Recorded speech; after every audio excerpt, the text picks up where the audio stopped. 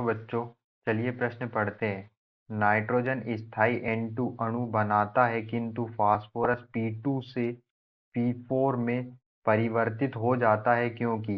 यहाँ पर हमें प्रश्न के चार विकल्प दिए हुए हैं। ए, पी पाई आबंध फास्फोरस में प्रबल होता है। बी, पी पाई आबंध फास्फोरस में दुर्बल होता है। सी, फास्फोरस में त्रिबंध उपस्थित होता है। डी, एकल पी आबंध और पीएन आबंध से दुर्बल होता है। तो चलिए अब हम प्रश्न की मुख्य अवधारणा देख लेते हैं।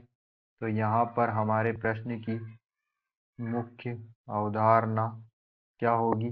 जो हमारा नाइट्रोजन होता है N2 गैस, जो हमारा नाइट्रोजन N2 अणु होता है, एक गैस होती है, इनके बीच में जो है ट्रिपल बंध उपस्थित होता है जिसमें एक सिग्मा बंध और दो पाई बंध उपस्थित होते हैं। और यहाँ पर जो है पी पाई बॉन्डिंग पी पाई आबंध उपस्थित होता है।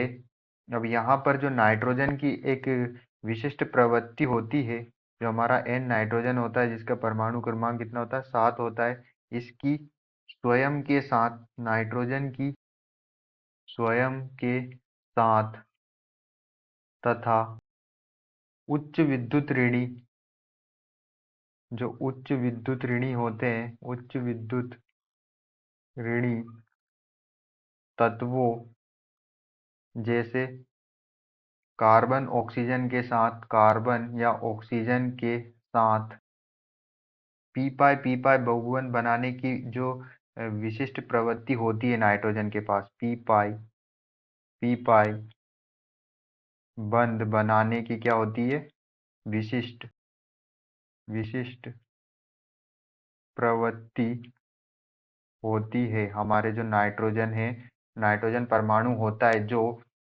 आवर्त सारणी में समूह 15 का तत्व होता है नाइट्रोजन, ये स्वयं के साथ या फिर उच्च विद्युत ऋणी तत्वों जैसे कार्बन या ऑक्सीजन के साथ जो पी पाई बंध बनाने की क्या होती है, विशिष्ट प्रवृत्ति होती है। जबकि जो दूसरे होते हैं, जो इस वर्ग के भारी तत्व होते हैं, इस वर्ग के भारी तत्व जब हम समूह में ऊपर से नीचे आते हैं, तो इस वर्ग के इस वर्ग के जो भारी तत्व होते हैं, भारी तत्व जो होते हैं वो पी पाई बंध नहीं बनाते, पी पाई बंध का निर्माण नहीं करते या नहीं बनाते हैं, क्योंकि क्योंकि उनके परमाणु कक्षक इतने बड़े, इनके जो है परमाणु कक्षक परमाणु कक्षक जो होते हैं वो क्या होते हैं, बड़े तथा विसरित। परमाणु कक्षक जो होते हैं क्या होते हैं, बहुत बड़े और विसरित होते हैं, मतलब फैले हुए होते हैं, विसरित होते हैं, जिसके कारण वे प्रभावी अतिव्यापन नहीं कर सकते, प्रभावी अतिव्यापन नहीं कर सकते हैं।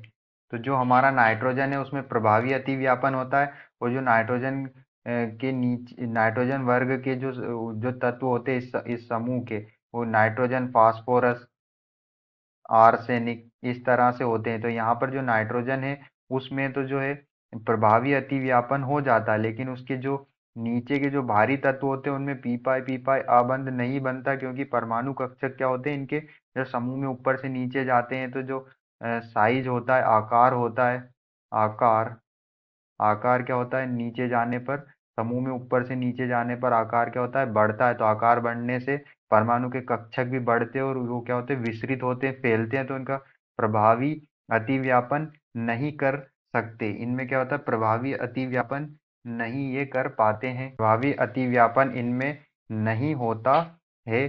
जबकि जो हमारा जो नाइट्रोजन परमाणु अणु होता है N2 अणु, उसमें ट्रिपल बंध 3 बंध होता है, जिसमें से एक सिग्मा बंध और 2 पाई बंध। जबकि जो नाइट्रोजन के नीचे के जो भारी तत्व होते हैं वो सिंगल बंध से जुड़े होते हैं, जैसे सिंगल बंध पी, फास्फोरस सिंगल बंध फास्फोरस, आर्सेनिक सिंगल बंध आर्सेनिक। इस तरह से ये जुड़ते हैं। लेकिन जो नाइट्रोजन जो हमारा होता है वो स्वयं के, नाइट्रोजन अणु जो होता है हमारा वो स्वयं के साथ ट्रिपल बंध बनाता है, ट्रिपल बंध बनाता है। अब यहाँ पर जो हमारा फास्फोरस है इसमें जो प्रभावी अति व्यापन नहीं होता, इस कारण से जो फास्फोरस होता है उसमें क्या होता है, पी पाई, पी पाई आबंध जो होता है, पी पाई आबंध वो क्या होता है, वो दुर्बल होता है। वो दुर्बल होता है क्योंकि यहाँ पर प्रभावी अतिव्यापन नहीं हो पाता, इसलिए ये क्या होता है, दुर्बल या कमजोर होता है हमारा यहाँ पर फास्फोरस में पी पाई आबंध। क्योंकि जो भारी तत्व होते हैं वो समूह भारी तत्व ऊपर से नीचे जाने पर जो भारी तत्व आते हैं उनमें जो है उनके परमाणु कक्षक क्या होते हैं, बड़े होते हैं और विस्तृत फैले होते हैं, तो उनमें प्रभावी अतिव्यापन नहीं होता।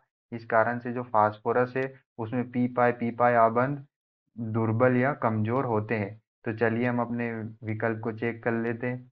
विकल्प बी में हमें दिया हुआ है पी पाई आबंध फास्फोरस में दुर्बल होता है, यही हमारा क्या होगा, आंसर होगा। आशा करते हैं आपको समझ में आया होगा। धन्यवाद।